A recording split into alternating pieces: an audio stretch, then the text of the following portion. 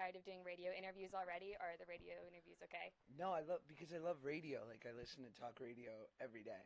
Oh, I'm a really? talk radio nerd, yeah. People keep saying, like, okay, this generation is not going to be listening to talk radio. They want, like, music and their iPod, and radio's not on. I'm a throwback.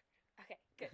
Keeping it classic. Yes. I was doing my research yesterday, and I watched this radio interview you did, I guess, a few weeks ago, and the guy was such a boosh. Like, he was asking you, like, how much do you press, and, like, how many weights do you lift per day. Oh, yeah. And about making out with you, and I was like, this guy is such an asshole. I was like, I hope that he doesn't ruin it by the time that I get to Josh. No, he didn't. Listen, any workout questions are welcomed. But, yeah, we got a little bit too intimate in our interview. Yeah, I felt the tension was palpable through the screen. Was it? A little awkward. Imagine being there. Right, I don't want to, actually. All right, don't. What do I need to know? What are the basics to look like you do now? Because obviously, growing up with Drake and Josh, you didn't always look like this, and now you look amazing. Thank you. I don't know. I don't really have, like, some crazy regimen. I do a lot of yoga. Okay, I've heard that that's what's coming around now. I think it's been around. It seems to be the new wave, or maybe like cardio bar. I don't know what that is. Oh, now you're making stuff up because I don't know anything about working out. A lot of girls I know do it. So you obviously changed your whole look, obviously from where you were.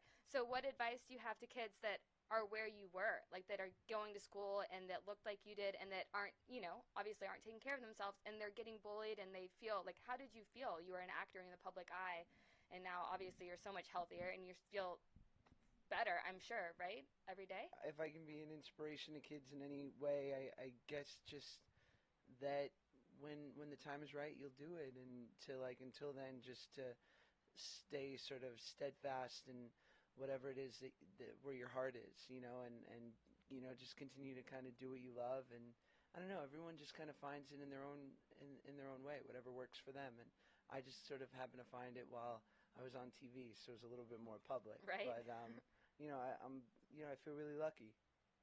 And then you started your career on TV. You started it with Amanda Bynes. Yes. So are you still friends with her? Like, do you still talk to her? Just seeing the path that you guys kind of started on the same path, and then you're in very different places right now. Like, you're doing, like, a new blockbuster movie, and she's in the tabloids all the time. So I just kind of want to know if you talk to her, or are you still friends with her? Do you have anything? We don't talk a lot, but we're friends, and I'll be in the tabloids by next month, and then she'll have the big movie coming out. So I'll pay it forward in advance and not comment. That's kind of something that you want, right? To be in the be on TMZ for being I'm Josh dying Peck. to be. Yeah, for being you, I need not some for being scandal.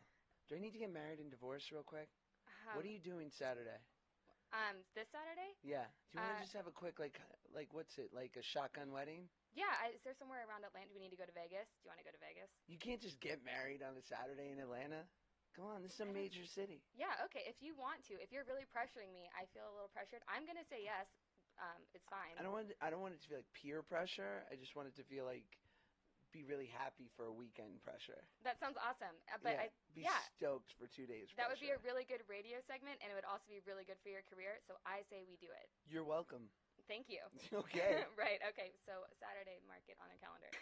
And then since Red Dawn, did you see the original Red Dawn? I just feel like it was a little bit before our time to see the original Red Dawn, so did you watch that before you signed on to the part? I hadn't seen it. I I immediately got put on notice, like, from friends where they were sure to be like, do not mess with my movie, bro. Like, this movie means a lot to me. So I knew that it was like a seminal part of people's sort of adolescence and whatnot. But I knew that I would be